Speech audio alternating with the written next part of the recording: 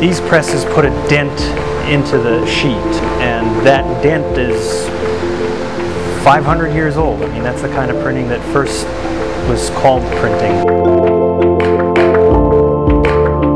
You're printing off of a three-dimensional form. You're putting ink on its surface and then you're punching it right into a sheet of paper.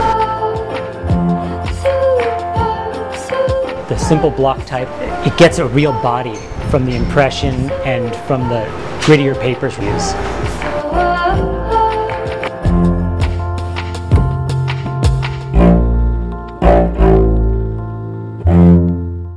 When I left grad school, a good friend of mine and a teacher encouraged me to buy some old presses. I bought machines that were from the 1950s and 1930s and warehoused them until I left working for that stationery company. One day they laid us all off and sold the company, and none of us knew about it. So I needed a job, and I had these presses sitting around.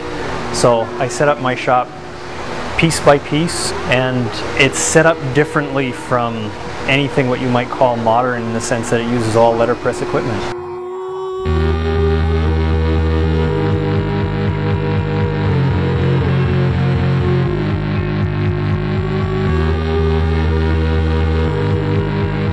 I think the most recent machine we have here is 1972, so it's like the state-of-the-art of dead technology is what we're doing here.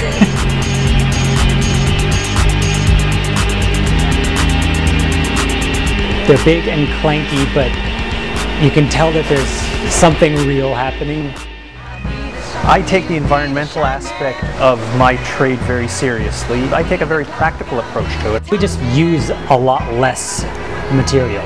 I believe very firmly in the old axiom, waste not, want not.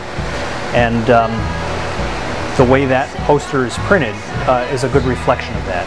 It's a slower process. It wastes less paper. It uses less ink. We're wasting very little making these posters. The press that's being run on uses almost no electricity, and the rest of it is muscle power, person power.